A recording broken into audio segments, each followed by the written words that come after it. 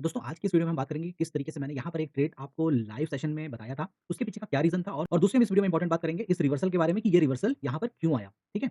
तो मैंने मॉर्निंग में तकरीबन 10:25 पे यहाँ कहीं पर मार्केट थी और उस टाइम पे मैंने अपना लाइव स्ट्रीम स्टार्ट किया था, तब तक में ये मोमेंट आ चुका था। अदरवाइज़ मैं यहाँ पर ही आपको बोलता कि यहाँ पर आप एक अपना ट्रेड प्लान कर लो, ठीक है? तो ये मोमेंट तो निकल चुका था। अब यहाँ पर जो मैंने आपको इस कैंडल पर ट्रेड बताया था, इस जगह पे मैंने ट्रेड बताया था और उस टाइम पे प्रीमियम जो चल रहा था पुट का 25,300 का 124-125 चल रहा था और फिर शायद ये फ्लो में 180 या 190 का इसने हाई बनाया है। यहाँ तक। हमारे 2 टारगेट थे, पहला लेवल ये था, ये लेवल मैंने कैसे निकाला इसकी भी बात करेंगे और दूसरा लेवल ये था कि अगर मार्केट इसके नीचे जाती है, तो हम यहाँ के लिए प्लान करेंगे। लेकिन यहाँ से यहाँ तक का ही जो ये मोमेंट था, इसने ही बहुत एक्स्ट्राऑर्डिनरी रिटर्न दे दिया। तकरीबन मैं 1 घंटा 25 से 30 मिनट में लाइव मार्केट में था। जब ये स्ट्रांगली कैंडल बनी, ये मेरे सामने बनी थी और मैं उस टाइम पे बोल भी रहा था कि यहाँ पर भी आप वेट करिए, यहाँ पर भी आपको इस एक कैंडल को देखकर बुलिश नहीं होना है। बहुत लोग यहाँ पर बुलिश होंगे क्योंकि ये पिछले दिन का हाई था और यहाँ पर एक बहुत हेल्दी बाइंग कैंडल बनी थी, ग्रीन कैंडल बनी थी, ठीक है? तो लोगों को ये लगा होगा कि अब यहाँ से मार्केट बुलिश होगी। जब मार्केट में सेंटीमेंट्स नेगेटिव हो, मार्केट स्ट्रांगली बियरिश रिएक्ट कर रही हो, उसका ट्रेंड स्ट्रांगली बियरिश हो, तो उस केस में ऐसी स्ट्रॉन्ग कैंडल 1-2 देखकर ट्रेड में नहीं जाना चाहिए। या तो मल्टीपल सपोर्ट मार्केट वहाँ पर ले रही हो, इसीलिए मैंने बोला था कि यहाँ पर अगर आप सब कुछ छोड़ दो, तो खाली इस कैंडल पर जो हमारा स्टॉप लॉस था वो हमारी कंडीशन से बाहर का बन रहा था। इसलिए मैंने यहाँ पर किसी को भी बुलिश होने के लिए नहीं बोला। Plus moving average down side हो रहा था और मार्केट ने एक्ज़ैक्टली यहाँ पर रिजेक्शन लिया। बहुत लोगों को यहाँ पर ट्रैप किया, इवन बहुत लोगों ने इसके हाई के कटने पर अगली कैंडल में यहाँ पर बढ़े हुए प्रीमियम पर ट्रेड भी बनाया होगा। लेकिन अंत में क्या हुआ? अंत में आप जाकर यहाँ पर स्टॉप लॉस, इसीलिए मैं कहता हूँ कि बड़े स्टॉप लॉस अगर आप लेते हो, तो उस केस में जब आप लॉस में जाते हो, तो फिर उसको रिकवर करने में दिक्कत होती है। इसलिए कैलकुलेटिव रिस्क लो, ट्रेड मिलेगा तब करो, नहीं मिलता है तो ना करो। जब ये कैंडल बनी तो ये मेरा बिल्कुल कन्विक्शन हाई था और मैंने बोला था इस कैंडल के नीचे हमारा ट्रेड यहाँ पर प्लान होगा और धीरे-धीरे जाकर मार्केट इस लेवल पर आने का सबसे बड़ा रीज़न ये था कि 25,200, ठीक है? 25,200 एक स्ट्रॉन्ग साइकोलॉजिकल लेवल है, निफ्टी के पॉइंट ऑफ व्यू से।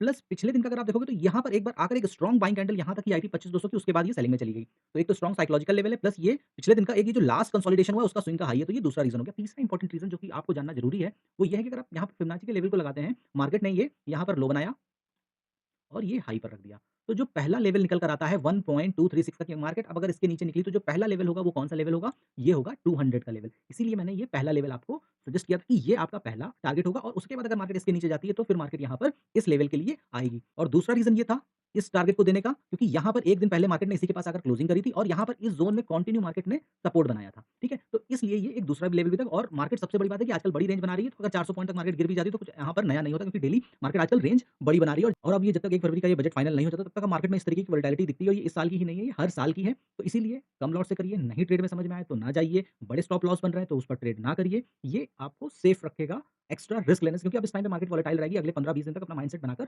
रखिए। इस तरीके की रेंज भी बनते हुए आपको देखने को मिलेंगी, बड़ी-बड़ी कैंडल्स भी बनते हुए देखने को मिलेंगी और जो सबसे इंपॉर्टेंट चीज़ थी, यहाँ पर मैंने आपको 3 चीज़ें बता दी, ये टारगेट डिसाइड करने का और यहाँ पर मैं श्योर इसलिए भी था क्योंकि मार्केट ने जब ये रिजेक्शन बनाया, तो मार्केट ये देखिए मार्केट यहाँ पर खुली क्लोज़ कहाँ पर हुई थी? इस जगह पे। ओपन कहाँ पर हुई? यहाँ पर, ठीक है? तो ये जो इतना एरिया था, ये पूरा गैप खाली था।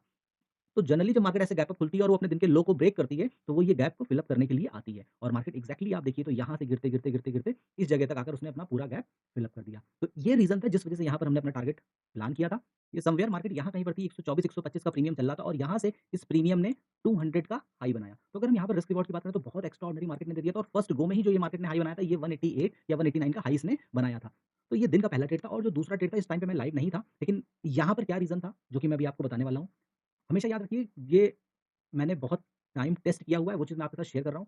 जब भी मार्केट इस तरीके से फॉल होती है या मार्केट अपसाइड को मूव करती है, मान लीजिए मार्केट ऊपर भागती चली जा रही है, पहला स्विंग हाई, दूसरा स्विंग हाई, तीसरा स्विंग हाई, अब जो तीसरा स्विंग हाई बन रहा है वो पहले से थोड़ा-सा बड़ा बनेगा दूसरा स्विंग हाई, तीसरा अब उतनी स्ट्रेंथ नहीं ले पा रहा है, ठीक है अगर? और उसके बाद जो चौथा है वो उससे भी थोड़ा-सा हाई जाकर और फिर रिजेक्शन ले रहा है, तो ऐसी कंडीशन में बहुत ज़्यादा पॉसिबिलिटी होती है जो ये 4th स्विंग बनता है, यहाँ से मार्केट के रिवर्सल का। तो मैं इस पर एक डेडिकेटेड वीडियो भी बनाऊँगा जो रिवर्सल के ऊपर ही होगा, क्योंकि यहाँ पर आप लोग मल्टीपल ट्रेड करते हो और हर बार ट्रैप होते हो। तो जो मोस्टली ये 4th रिवर्सल होता है और जब ये इस लेवल को ब्रेक करता है तो एक बढ़िया मूव हमको यहाँ पर देखने को मिलता है। तो यहाँ पर देखिए ये मार्केट गिरते हुए पहला स्विंग लो ये बनाती है।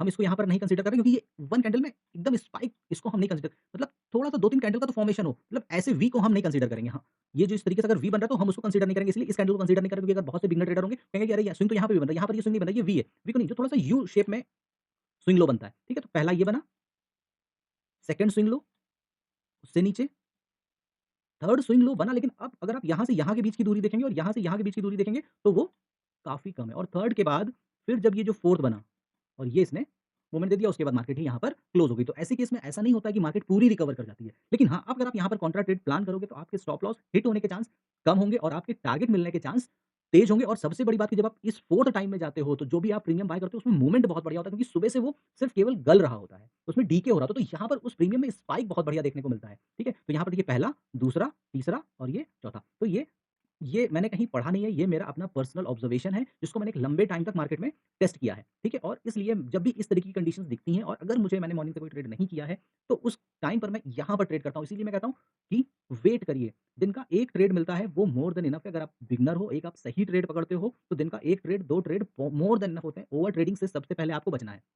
अब कहने के लिए यहाँ पर एक ये चीज़ भी है कि मार्केट यहाँ पर कंटिन्यू सपोर्ट ले रही थी। भाई पहला बॉटम बनाया, दूसरा बॉटम बनाया और तीसरे बॉटम में ऊपर चली गई। लेकिन कई बार ऐसा भी होता है कि मार्केट ऐसे में साइडवेज़ हो जाती है, ठीक है? लेकिन यहाँ पर क्या होता है कि जब इस तरीके से ये फॉर्म होता है, तो एक रिटर्न हमको अपसाइड का बढ़िया देखने को मिलता है, जो कि हमको यहाँ पर देखने को मिला। अब यहाँ पर मैंने एक चीज़ आपको थोड़े दिन पहले अपनी ही वीडियो में बताई थी, RSI diversion, positive RSI diversion का। अभी हम यहाँ पर उसकी बात करते हैं, आरएसआई।